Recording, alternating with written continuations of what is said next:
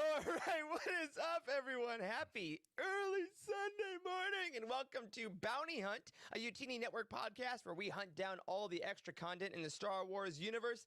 I am one of your hosts, Eric Eilerson, and joining me on, again, this very early Sunday morning is the full cast of characters, starting with Dr. Corey Helton. Hey, Hello. man. Good. Yep. Hello. Yep. Hi. Oh, how are you? I'm coming off a night shift, so I'm still a little sleep deprived and whatnot, so. Well, that makes a lot of sense. Also, we have the man who's responsible for this ungodly hour, Wes Jenkins. Hey, bud. Good morning, all. I'm glad everybody could, join us quite in the hourly of the day. Yep. Good. A totally normal phrase. But I had some things to do, so hey. That works. Well, we're glad to have you here, man. And Dr. Charles Hankel abandoned us this weekend to spend some family time. I guess we're not family enough for him. That's okay. But, of course, we have our friend from the Cosmic Force podcast, our very own Jacob.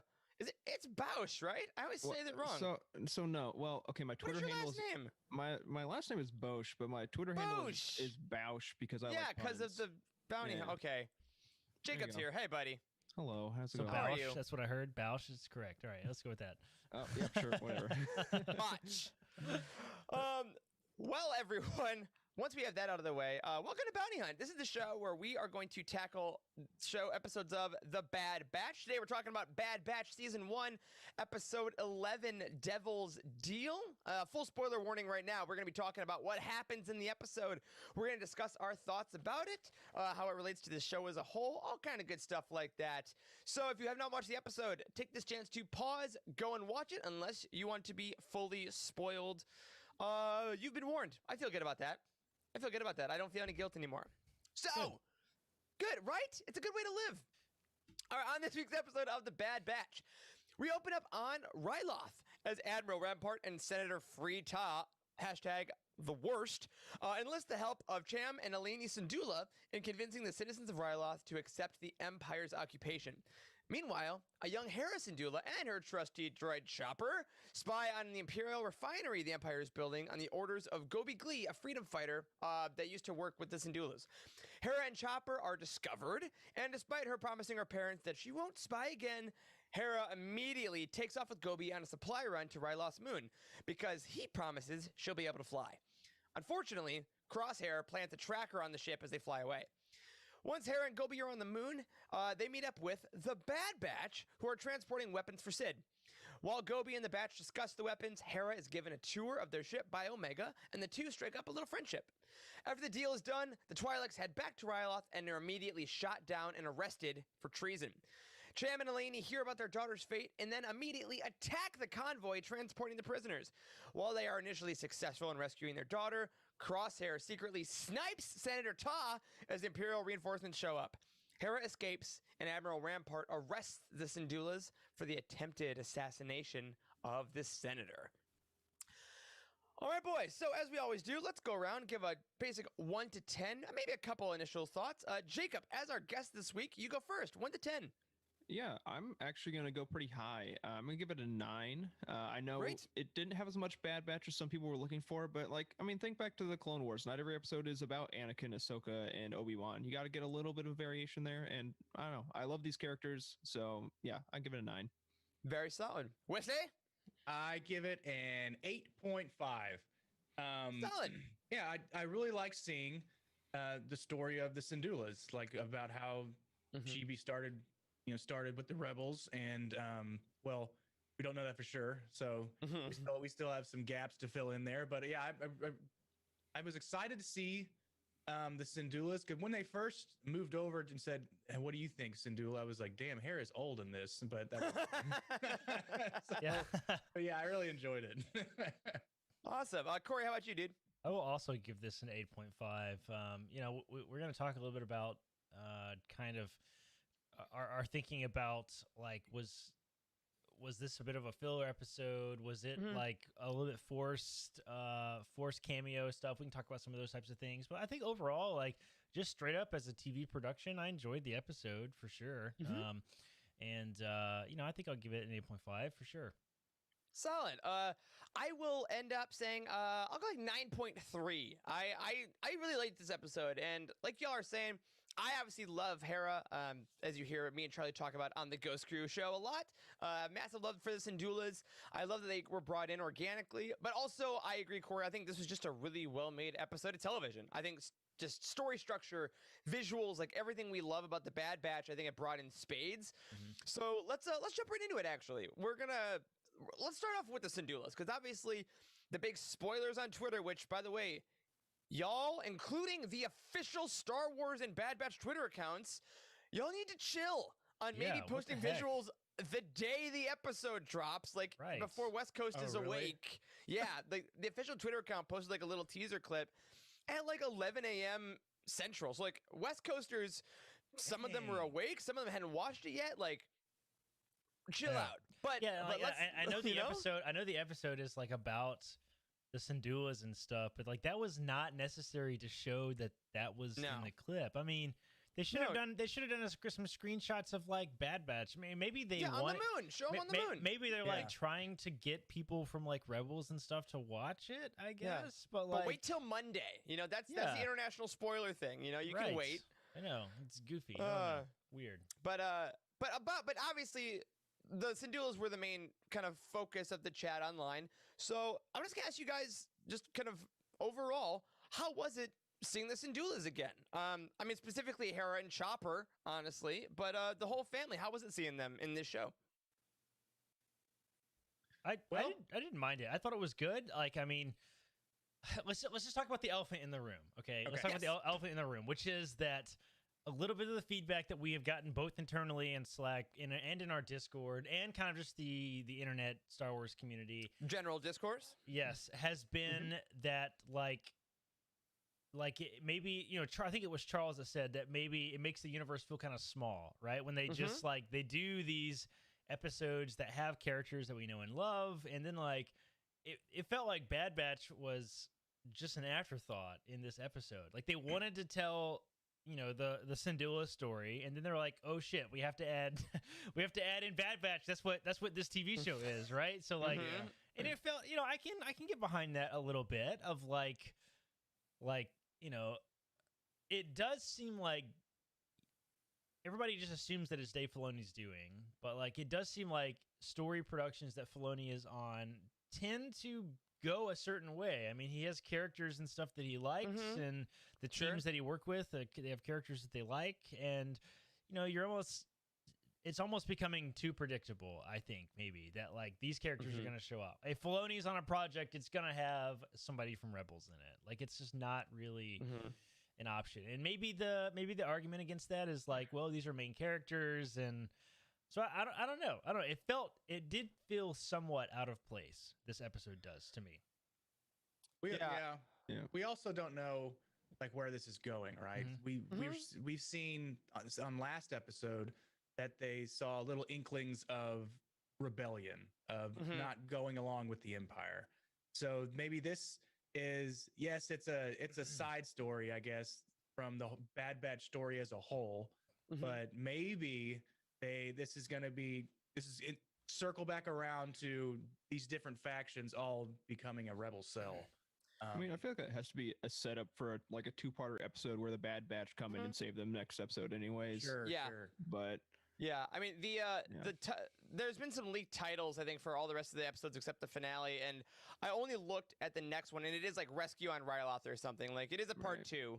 And I think with Hera specifically, it's interesting, right? Because when we met Hera in Rebels, it's like, oh, we'd already met Cham Syndulla in Clone Wars. Like, that was a character that was established. And then one of the main characters in the Rebels that joined the rebellion was the daughter of a revolutionary, which also made sense because she was born in a rebellion and then she decides to help out a rebellion. I get it.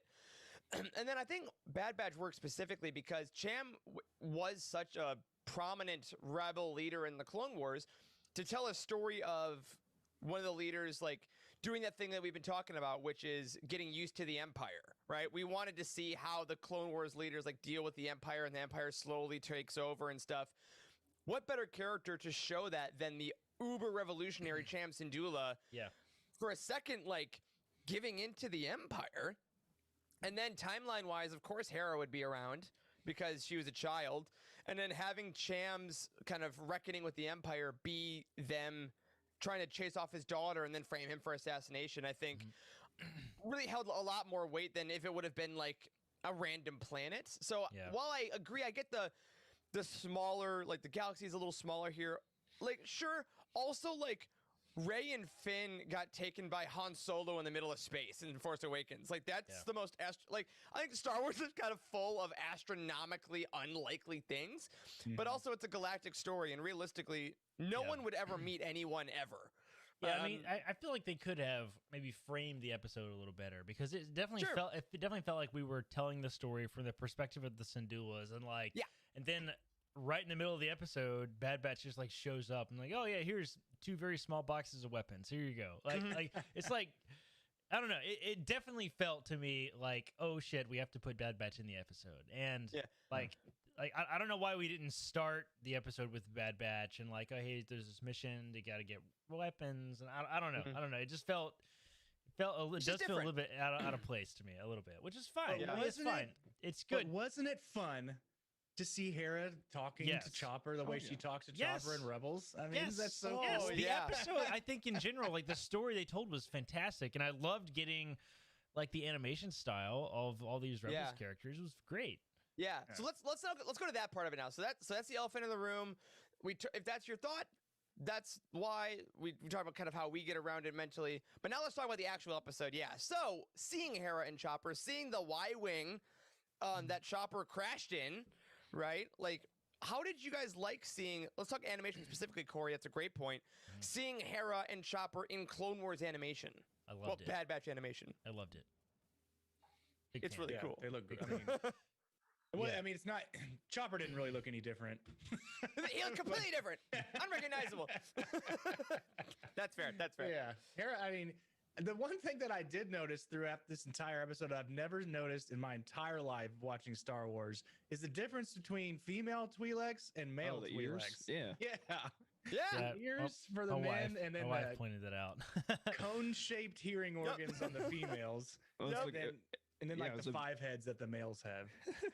It was a big deal with the Mando, because there was it Xi'an? What's her, the purple Twi'lek has human ears but presents as a female. So and has the 5 head. Right. Yeah. That's weird. But that's right. That she did. Is that a thing? Like, okay, how does that? Can we talk about that for a second? I need somebody else. Somebody fill me in on Twi'lek anatomy here. Is this like a fact that females have the pointy ears? Have the ear cones. Yeah. Yes, they have. So here's my Ayla Secura Funko. Okay, and if you look, right, she's got ear cones. Hold up.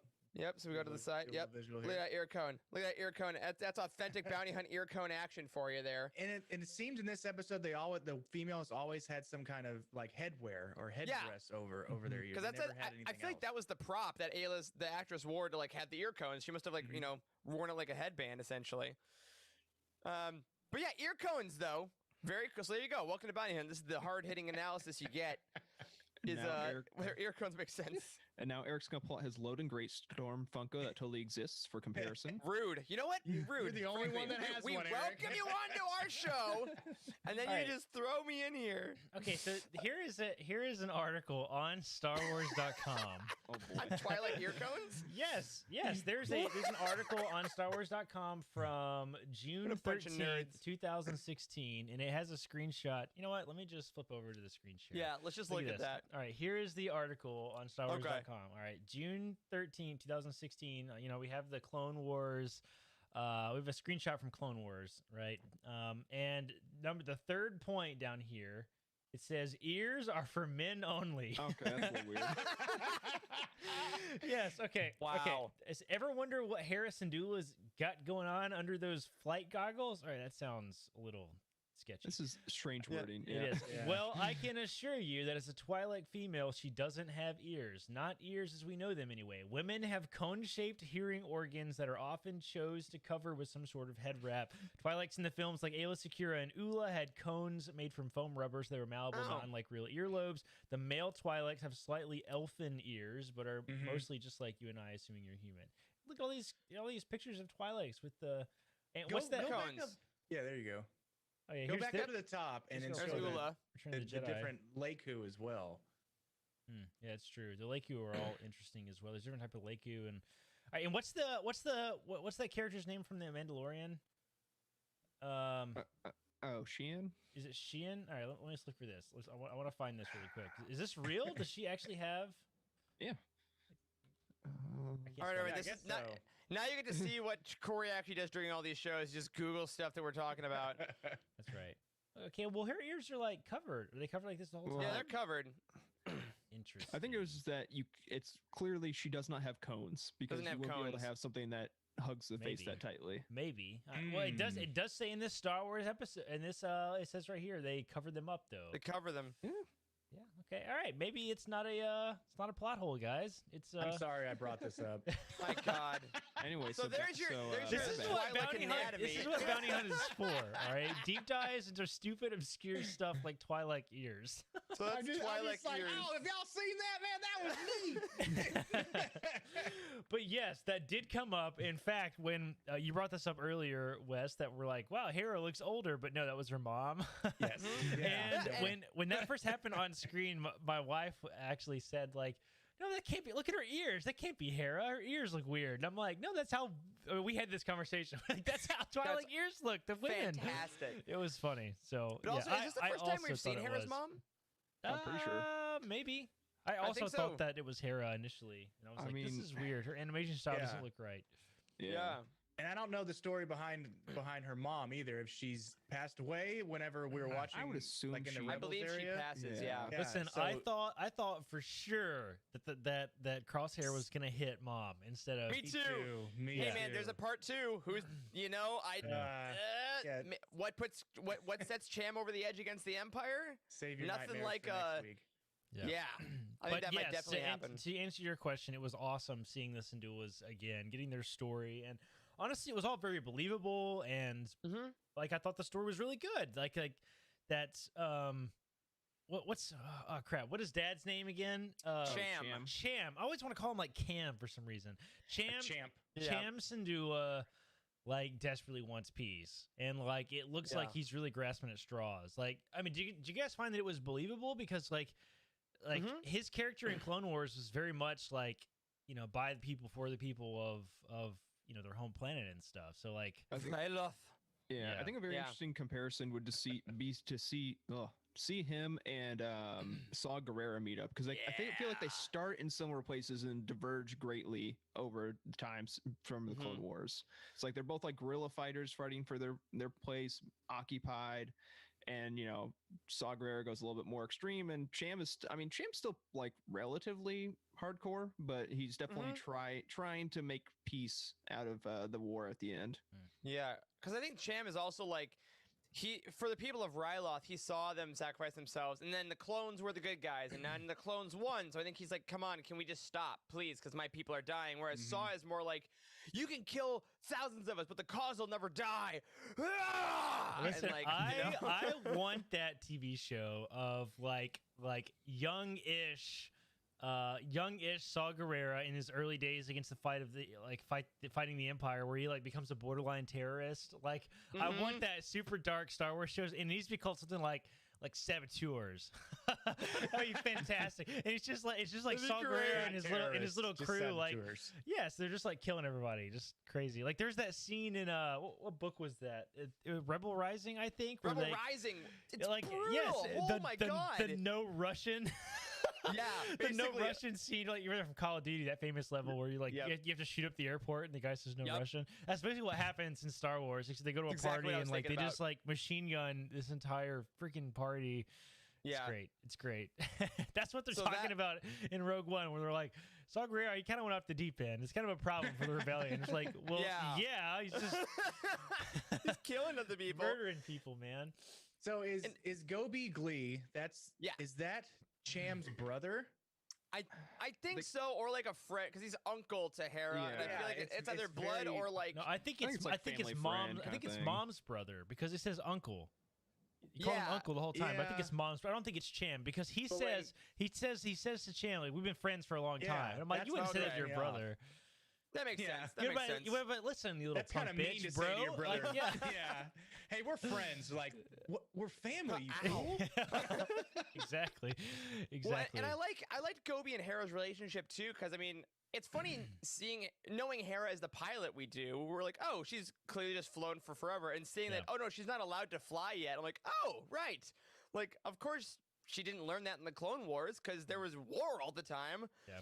So I liked that a little bit. I really loved her and Omega's little part. Like, I thought that was nicely done. Like, I thought Omega was also smart about it. She's like, Hunter, is she allowed in here? Can I bring her in? And he's like, yeah, no, that's cool. That's cool. Oh, Yeah. okay. Yeah, this is what this does. You get to fly? No, but this is my room. Like, it was very much like a Yeah, it was a good. 12-year-old meeting her first friend at summer camp. Yeah, Like, look at- Hera planted that seed in Omega's head of flying being a feeling and not just learning a bunch of specs. Yep. And That'll figuring come out how to back. do it from I know. the past, too. I Of love that. I course. love that Bad Batch was like, what? Yeah. Oh, what? Like, what? And Tech was Tech's Tech's like, what's a feeling? That's right. What are emotions? I don't think those make sense. So on speaking of actually a lot of feelings, let's transfer to another new character we met, Captain Hauser.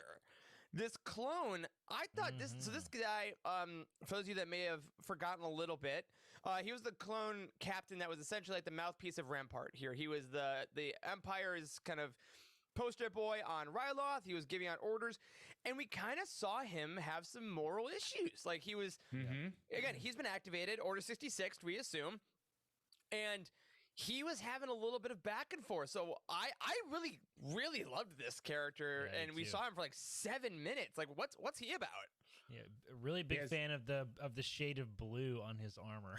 Yeah. Very aesthetically appealing. His great Yes. hair products, first of all. Oh my God, Hair's always in the same impeccable spot. hair. Yes, looks great. Yeah, I was a big fan, man. He was awesome, and yeah, like the first conflicted clone we've seen. Like, oh, is this going to be a recurring theme? Are there more clones? Like, you know, we got Rex and who else? Wolf and Gregor. Gregor. We and know we get Gregor, them. all in Rebels, right? So Yeah. are there Yeah, more maybe of them? Like, I maybe guess there some have of to them- be. Maybe some of them grow consciences like tumors.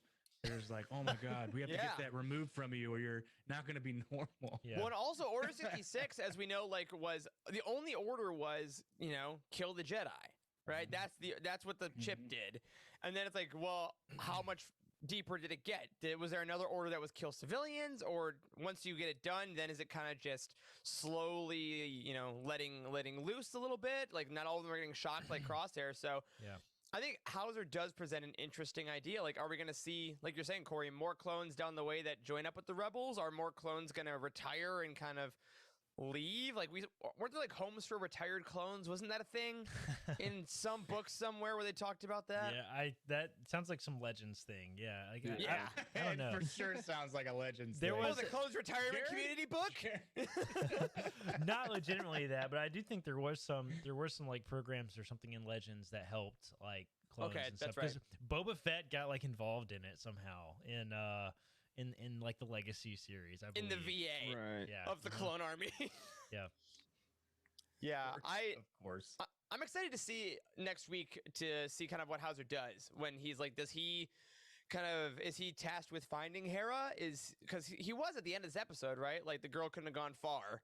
Mm-hmm. I think that he's going to be a big reason maybe why she goes. So I really love seeing that. But on the other end of the coin, I was really kind of shocked at how brutal Rampart got because he's been pretty Yeah. chill this season so far, and this was his Yeah. episode, man. Oh my god. Yeah. Let's talk about something else I kind of want to talk about is I do wonder if Give me 1 second. if Captain Hauser's presence in general is like does this have implications for like the clones in general? Because you know the whole point of the inhibitor chip is to make them follow Order 66, I think. Right? Yes, I believe so. Yeah. Yes. But like we're like beyond Order 66 now, right? Like this is like just loyalty to the Empire. And like does the inhibitor chip have something else? Does it make you like crazy loyal? Like how exactly does it work? Like I it was mean, sort of implied yeah. early on that like, you know, there was that scene where they were all like cheering for the Emperor or whatever, and Right. So I don't know what does the inhibitor chip do? Like, do they have to follow orders now, or like, can you be sort of? Corey, good soldiers follow orders. I mean, that is what right? they say. So. I mean, I think there's an interesting point about that to be like, can they program them a bunch, or is Order 66 just like the little extra, whereas the inhibitor chip does have a base level of compliance? Like, yeah, how does it work? I don't know. Wes, Jacob, what do you guys think? Yeah, I don't know. Yeah, I mean, there's definitely been a shift. I think, above all else, they have loyalty to the Republic and now the Empire, regardless of the chip. But yeah, I think it definitely seems like things have been turned up to 11 since they got activated. Maybe it's just like that's the switch that gets flipped. They do Order 66, and now they're just super. They're basically droids at this point. They're more just another number rather. I mean, all their colors gone, all their names seem to be gone for the most part. So yeah, it's just the individuality has been stripped, and now they're just units. Yeah, it looks like their emotions aren't play into any other decision making now. Now it's just the following the Empire is their emotion. Yeah. Well, and B Nasty puts in the chat a great point to what you just said, Jacob, that the Empire lets quote unquote Hauser have colored armor, and Rampart calls him by his name as opposed to his number, which also seems a bit, this is still in the transition that Hauser is not conforming to the armor. He's still wearing his stuff. He's still using his nickname. So, and then Blind Faith says he has a connection with Cham. Did he fight alongside all the Ryloth freedom fighters? And is that, like with Rex and Ahsoka, is that kind of just creeping in a little bit? Like, did he watch Hera? Did he catch her in a bunch of things as a child? And now it's like, go kill this child that you've known your whole life, Yeah. I don't know. Now that I think about it, or go ahead. No, you go ahead. Yeah, I was like, now that I think about it, I wonder if like he was, I mean, yeah, it very clearly seemed like he had been deployed on Ryloth for a while. I wonder if like all the, the fresh, like all white armor clones or people that came in with Rampart, and like he's just the only one that's familiar. That's why he still has his color and his individuality, because he's just been on Ryloth since the end of the war, and everyone else is just coming in to like reinforce this new mining operation and help out with what Rampart's doing. Yeah, he hasn't, he hasn't been given his new uniform yet, like because the Rampart's not been there that long, right? So yeah, I don't know. It's certainly interesting to see. Like, I love the transition. I'm very interested to see this transition happen of like clones to Empire. So I don't know, man. I like his character a lot, and I'm excited to see what's going to happen with him. I think it's going to have implications for the clones in general, which is awesome. Yeah, because I think at the end of the episode with the which is confirmed attempted assassination of Senator Ta, he is still alive. He got shot in the Leku. Like, he's going to be messed up, but a lot of people were like, this invalidates Lord of the Sith. It does not. Rampart does say attempted assassination, too. Yes. Right. So he's not going to be... Like, I think Rampart's too good of a tactician. It's a bit of a bold move, too, because, like, he's clearly still alive. I mean, he could testify against the Empire, right? So, I don't know. It's weird. But I think he's like, he's such a coward. Free Toss sucks. He's like, dude, I will shoot you in the head again if you say something. He's like, okay, I'm sorry. Did any of us watch this episode when he got shot? You weren't immediately like, good, huh? Oh, no. Yeah, it was definitely a Pong Krell moment where it's like, yeah! Exactly. Exactly. It's the worst, man.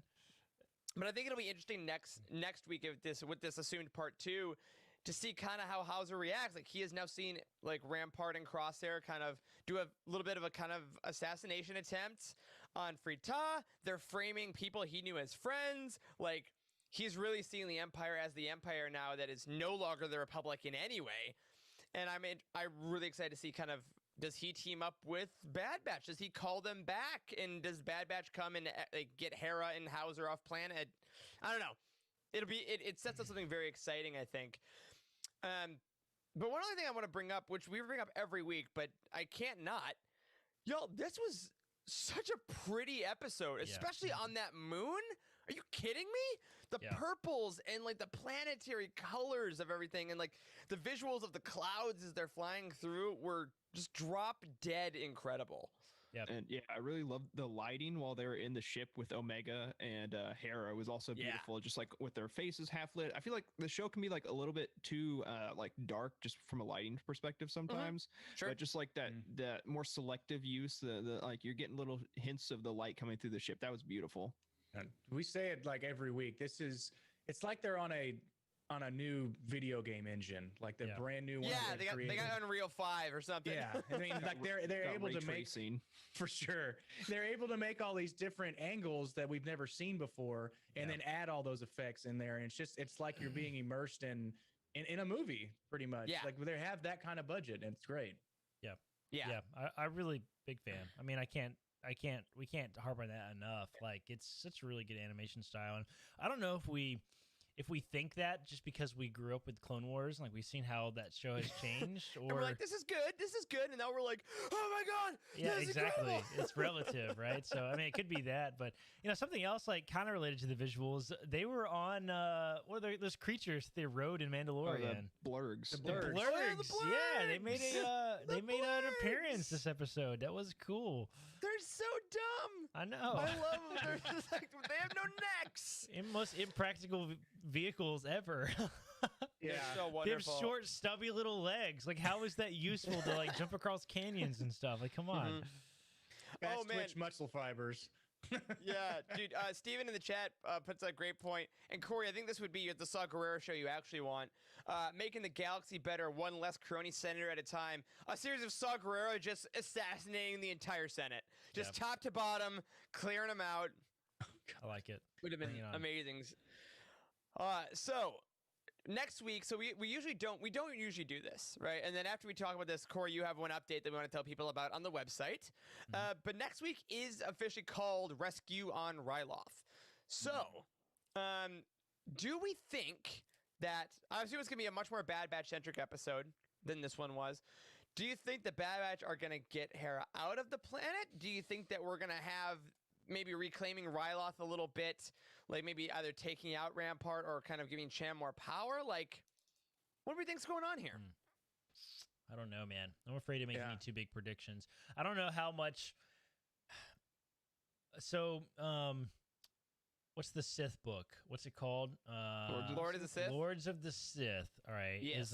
Is Lords of the Sith, I I worked on our publishing order page on the timeline over the other night on night shift, and we were sort of organizing into, there you go. Eric's holding it up. We're sort of organizing our publishing order timeline, and we broke down like the sort of periods of publishing, and Lords of the Sith is in the period of canon publishing that I called early canon, right? And the first maybe 2 years of early canon is in sort of the danger retcon territory. Danger retcon territory. It is, because all of those books that were released like in 2014, 2015, especially the books in 2014, which I'm pretty sure this one was released in 2014, those books were all like began, planned, and like basically done during like before Disney decided that what they were going to do with Legends canon. Like, so, that would have been a Legends book. It was like this close to being a Legends book. Yeah, right? it was really early. And then they're like, oh, Yeah, we're going to get canon. We'll bring in Cham. It's a lot of Cham Syndulla in that book. It is a lot of Cham Syndulla. So, like, I'm not, we talk a lot on the show, like, what is canon and that sort of thing about, like does it matter that they overwrite some of that stuff? I mean, like, I would be a little taken aback if they, like, did something crazy, like, I don't know, killed off a major character or something like that. That's in that book or something like that. But like, no, I don't think that'll happen. As far as what happens in that book of like Cham against the Empire, I think it could set that up nicely. Maybe like I kind of hope that that's what happens, and he sort of reestablishes a freedom fighter against the Empire, like something like that. I suppose. I wonder if we will find out what the hell the Empire is doing on Ryloth. Like, well, they were mining Dunium, which, if you remember back the early Thrawn books, that was what they used to build the Death Star. That's right. That's right. So that's super. They will need that. That will have to stay because they need to. Did they say that in the episode that they were mining Dunium? Yeah, when Hera's parents got the tour of the facility, that's what they were talking about. Okay. Yeah. I like B Nasty's thing, and Wes, you agree there in the chat. that probably Captain Hauser is the reason Hera gets away. I like that idea. I like the fact. Is he gonna sacrifice himself? Oh no. Yeah, or maybe go away with her. Sacrifice himself, just like shoes her out the back door. You know, because I think die in every episode. I think Cham has to stay. I think Cham has to be like, I'm going to stay here for Ryloth, and that maybe this is the big split between Hera and Cham that we see in Rebels, is that he stays to fight the Empire on Ryloth instead of following his family and Hera.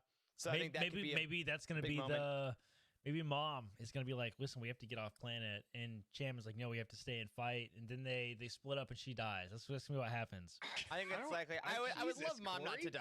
Yeah, I would also like Mom not to die, but, we'll see. I think Mom, unfortunately, probably is going to die. But I don't know if I see her wanting to run away, because she's the one this episode that was more like, okay, look, we got to spy on the Empire. That's true. She was the one that wanted to stop. So... yeah, I think there's so many happens, possibilities. Yeah, Cham probably gets driven underground by the Empire. Hera probably leaves. I don't know where she would go. Like I was thinking maybe Rex. It's someone we've seen so far, and that maybe is how she kind of gets ushered into the. Well, she's in Rebels. I don't think she's ever met him. Oh, that's a good point. Yeah, I don't know. Tough. But Crosshair is going to kill a lot of innocent people. That's my hot take. Boy has an itchy trigger finger. He wants to murder some people with something fierce. And one thing I noticed in this episode was Hera had a specific theme, like an audio theme. Yeah, it was the variation on Leia's theme, right? Yeah, it was. Sounded very a lot like it. Oh, it twisted my heart so bad. It was beautiful. I wanted to go back to Rebels and see if that ever played when she was like solely on screen or something. Not in my memory, at least. Yeah, it doesn't ring a bell. That's why I wanted to check. It was a great idea. It was a great idea. That specific theme came up like 3 or 4 times just with her. Mm-hmm. Yeah, the Leia variation. Anytime they bring up that Leia variation now, ever since Carrie Fisher's passing, they don't do it a lot, but when they do it, it's very specific and it works beautifully. Yeah, big fan. Now, speaking of things that work beautifully, segue. Corey, tell our glorious viewers and listeners what they can use on the Youtini site now to help them out with Bad Batch. Yeah. So we've been making a couple of smaller changes to the timeline and stuff lately. Trevor messaged me this morning and said that he recently added all the Bad Batch episodes to the timeline. So I can pull it up real quick for us. Do it. Yep. So I'm on the canon timeline in the Reign of the Empire era. Obviously, that's like right after Revenge of the Sith is kind of what like kicks off this era. And if you scroll down, we have season 7 and the end of season 7 of Clone Wars, which is really cool, by the way, that we have these first couple episodes, or the last couple episodes of season 7 technically falls into this era, which is cool. Then we have the beginning of Bad Batch, right? So all the Bad Batch episodes have been added to the timelines. You can kind of see where things are at in relation to the books and comics and that sort of stuff. And, like everything is going to kind of take place before Ahsoka is like the big thing, that the big book that's going to come up. So check that out. It's on the site on the Youtini timeline, on the canon timeline, Reign of the Empire era. Play around with that and see kind of where these fall. So excited to get Bad Batch added to the timeline. We've been meaning to do this for a while and finally gotten around to it. So it looks good. So appreciate it, Trevor. Thanks for doing that, man. Yeah, you're the man. Super excited. Again, as a reminder, everyone, we got 5 episodes left. This is a super long season, I guess, compared to what we've been getting. So I'm very excited. Next week is Rescue on Ryloth. And then I'll say the next 2 episode titles. If you don't want to hear these, there's no real spoilers in them. We have no idea what they're about, but just a warning here. It's going to be Rescue on Ryloth next week, and then Infested, which is going to be gross. I'm just going to say it already. Infested? What the hell does that mean? I don't. Maybe buggy. And then War Mantle is the next one. So and then we have the last 2. We don't know yet. So this season has just been going up and up and up and up and up as far as intensity goes. I'm sure that it's going to end on a super bang, and we will be here for it. Now, before we get out of here, I want to give you all a little preview of our Living Force episode tomorrow night. We are going to be talking about Star Wars toys, which is going to be a blast. Corey will not be joining us for that one. We'll miss you, buddy. But me and Charles and Wes and our good friend Timothy are going to be talking about a little bit of the history of Star Wars toys, some of our favorites. We'll be showing some stuff off on the show, so be sure to come and hang out with us as we do that. And we talk about the new reveal of the Ronin cover and, of course, the New York Times news about the High Republic. So with that, before I do my little outro, Jacob, thanks for joining us, man. Thanks for having filling on me. this bounty hunt tonight or this morning. I'm gonna take a nap, man. This is too early for me. We were sure to have you back on the show again, and of course, everyone, make sure to check out Jacob on the Cosmic Force every Wednesday. Jacob, do you know what you guys are? 'Cause you guys were off last week, Correct. right? Yes. Yeah. But no. Yeah. This week we will be doing a roundtable on the Lando miniseries. So check that out. It's another great Charles Soule book. So Guy can't write a comic to save his life, but you know. No, it's unfortunate, really. Awesome. Well, That is we some will hard see sarcasm, just in case that wasn't clear. hard sarcasm. So we will see you tomorrow. Jacob will see you all on Wednesday, and we will see you next week because that, my friends, will do it for this week's episode of Bounty Hunt. Now, keep your eyes out for that next hunt when we will be diving into episode 12 of The Bad Batch. A special thank you to Cheryl Bell, Patrick Ortiz, and Carl Sander on our Jedi High Council, and Elizabeth Cloutier, Jason Mitchell, Freddie C., and Sally and Chris Eilerson on our Alliance High Command for their amazing support of this show and this network. Go ahead and tell us all your thoughts about The Bad Batch in our Discord community at youtini.com/Discord. Be sure to use those spoiler tags. Y'all been doing a great job, but be sure to use those brackets so people don't get spoiled. And be sure to follow the main show on Twitter at Living Force Pod and all of us individually for our latest thoughts about all things Star Wars. I'm at Eric Eilerson. Corey is at Doc Star Wars MD. Jacob is at Jacob Bouch. There's 2 H's. And Wes is at Boss Wes. And Charles, when he's here, is at Z Hankel. Until next time, bye-bye.